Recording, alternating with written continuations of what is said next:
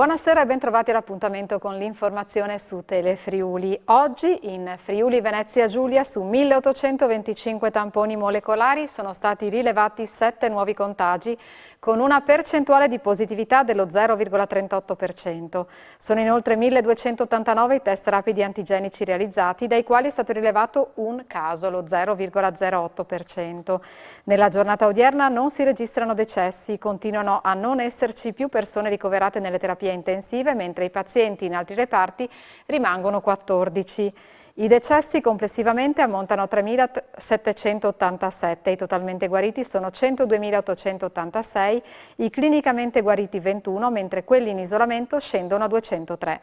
Dall'inizio della pandemia sono risultate positive complessivamente 106.911 persone. Non si registrano positività nel sistema sanitario regionale né nelle strutture residenziali per anziani, mentre si segnalano 3 positivi al rientro dall'estero, 2 dalla Croazia e 1 dalla Russia. E in Friuli Venezia Giulia hanno superato il 1.000.000 le dosi di vaccini somministrati, ma il commissario per l'emergenza coronavirus Francesco Figliuolo, visti i dati nazionali, va cauto e in merito alla situazione spiega che ancora un po' si andrà avanti. Mentre il report del governo sulle immunizzazioni annuncia che in Friuli Venezia Giulia hanno superato il 1.000.000 le dosi di vaccini somministrate, per la precisione sono 1.012.691 quelle inoculate, il 90,9 di quelle consegnate, il commissario per l'emergenza coronavirus Francesco Figliuolo rivela che l'immunità di gregge in Italia è all'80% dei 54 milioni della platea di vaccinabili e sono assolutamente convinto che raggiungeremo questo obiettivo a fine settembre, ma, ribadisce, bisogna andarsi a vaccinare. Figliuolo annuncia anche che di vaccini RNA, Pfizer e Moderna, ne abbiamo a sufficienza, a luglio solo poco meno di giugno. Ora usiamo AstraZeneca solo per la seconda dose degli over 60 e Johnson per le persone difficili da individuare o per categorie particolarmente mobili. Ulteriori previsioni sull'andamento della situazione sono difficili, ma Figliuolo dice che ancora un po' si andrà avanti.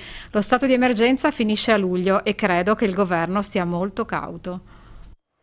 Passiamo ora alla cronaca. Ancora una tragedia della strada. Ieri sera, poco prima delle 22:30, ha perso la vita un 42enne originario di Mortegliano.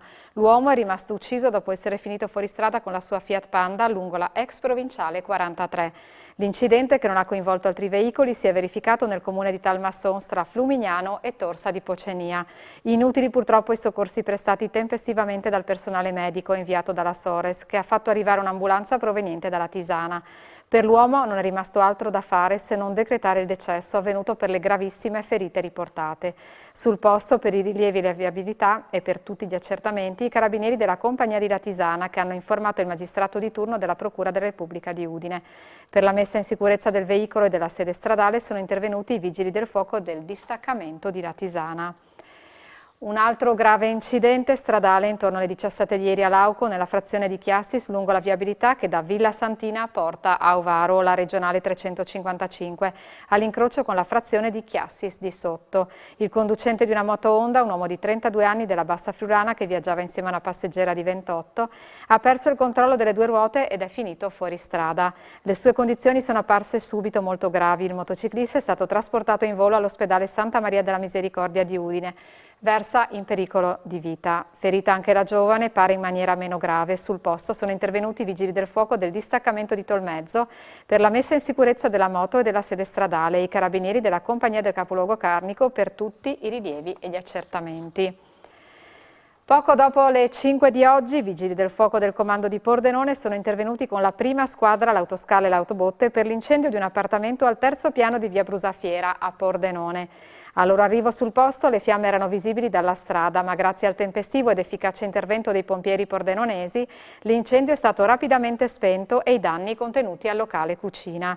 Incolume la proprietaria dell'appartamento, che è uscita autonomamente dall'alloggio. Incendio questa mattina presto a Sistiana. I vigili del fuoco del comando centrale di Trieste sono stati allertati intorno alle 7:30 per del fumo che usciva dalla finestra di una struttura residenziale dismessa. Giunti sul posto, i pompieri hanno domato rapidamente le fiamme e hanno smassato il materiale combusto, arredi e molta carta. I danni sono in corso di quantificazione, in corso di accertamento anche le cause dell'incendio. Per fortuna nessuno è rimasto ferito. E poco dopo le 7:30 di oggi, vigili del fuoco ancora impegnati e intervenuti con la squadra del distaccamento volontario di Codroipo e squadre della sede centrale di Udine per l'incendio di alcune rotoballe in un campo adiacente all'ex polveriera a Codroipo. Il tempestivo intervento dei vigili del fuoco è valso il contenimento dell'incendio, evitando la propagazione delle fiamme a un vicino parco fotovoltaico. Di nuovo in provincia di Trieste, poco dopo la mezzanotte, al termine di una serata tra amici trascorsa a godersi la manifestazione sportiva a Prosecco, si mette alla guida dell'auto per fare rientro a casa. Lungo il tragitto trova una pattuglia dei carabinieri che, alla vista del mezzo che sopraggiungeva lentamente, decidono di controllarlo. A bordo un 76enne del luogo che ha gli occhi lucidi. I militari lo sottopongono all'alcol test che risulta positivo. Infatti ha un valore 3 volte il consentito. Patente ritirata e rientro a casa a piedi per lui.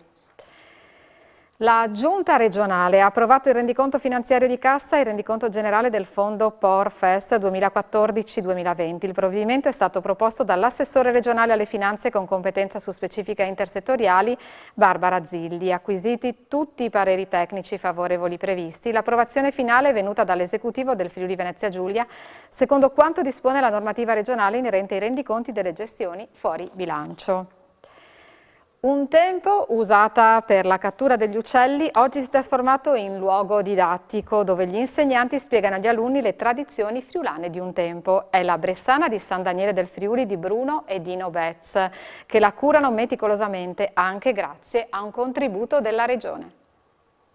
È uno dei più begli esempi di architettura vegetale legata all'ucellagione in Friuli Venezia Giulia, senza nulla togliere allo straordinario percorso dei roccoli delle borgate di Montenars. È la Bressana di San Daniele del Friuli di Bruno Betz e di suo fratello Dino, originari di Ragogna ma che da anni vivono a San Daniele. Prima dei divieti veniva usata per catturare gli uccelli. Dobbiamo mantenere la tradizione, se no perdiamo la memoria, dicono i due fratelli. Adesso qui ci vengono i bambini con le maestre per imparare. Tutto attorno alla Bressana, nella parte esterna, venivano tese le reti appesi nelle gabbiette e richiami vivi. Con il loro verso attiravano altri volatili. Quando ce n'erano tanti, spiega Bruno, allora dal cosiddetto casotto ben nascosti, gli uccellatori tiravano improvvisamente una corda a cui erano legati molti barattoli.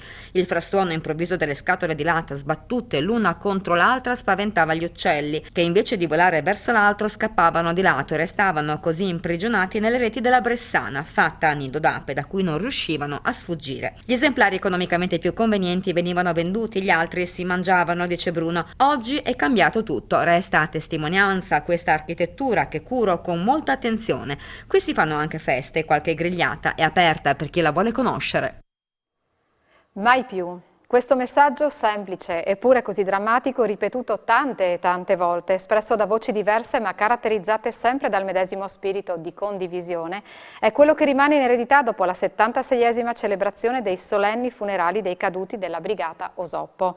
La cerimonia, ospitata davanti al cippo posto all'ingresso del parco del Bosco Romagno di Cividale del Friuli, è stata caratterizzata da momenti di grande emozione e da una foltissima partecipazione.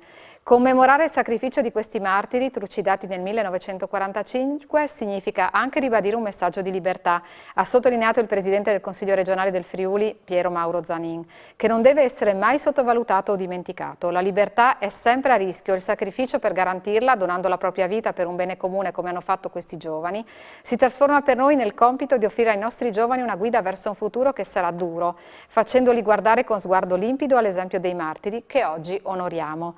Il motto della Brigata Osoppo, non a caso, è Pai Nestris Fogolars e lega i valori fondamentali della comunità locale alla proiezione verso il domani. Se il presidente Volpetti, ha sottolineato Zanin, vuole affiancare in questi luoghi la bandiera dell'Europa a quella dell'Italia, la mia proposta è quella di aggiungere anche quella del Friuli, perché sono proprio i valori espressi da queste genti a consentirci di guardare con fiducia al progresso e alle nuove generazioni.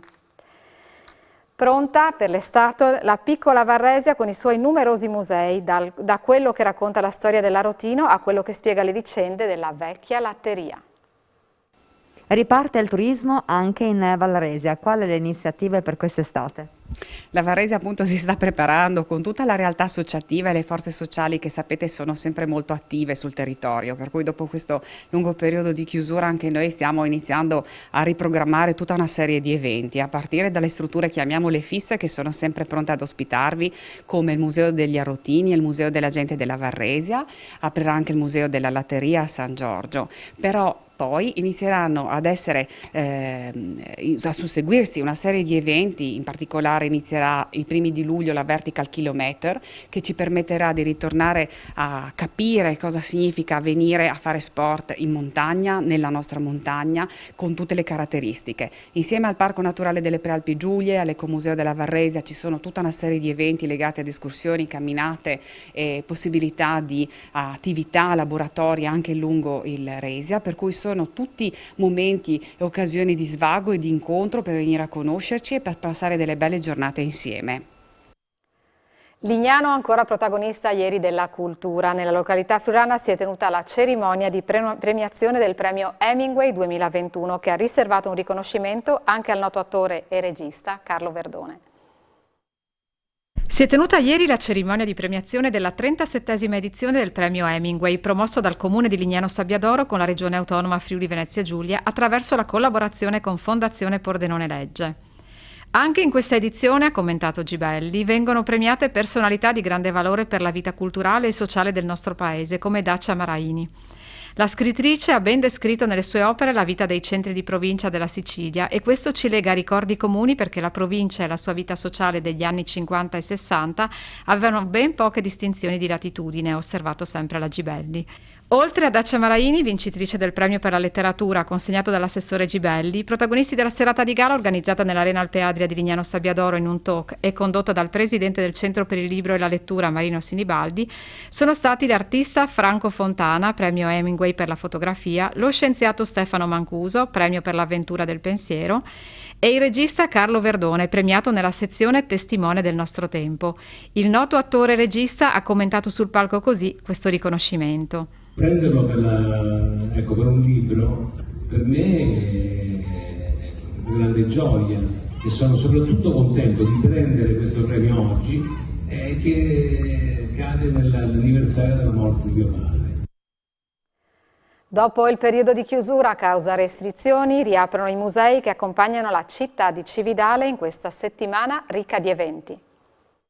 Nella settimana dedicata al decennale dell'UNESCO a Cividale, oltre ai numerosi eventi organizzati dall'amministrazione comunale, rimangono aperti ai visitatori i musei della città. Il Museo Archeologico Nazionale di Cividale è tra i protagonisti di questa importante festa per il decennale UNESCO perché conserva la collezione più importante, direi, al mondo che riguarda la cultura longobarda. E qui abbiamo una concentrazione così importante di reperti longobardi sia per quantità, qualità, ma anche concentrazione dei reperti più tradizionali della cultura longobarda. Numerosi i pezzi storici conservati a Cividale che rendono unici i musei cittadini.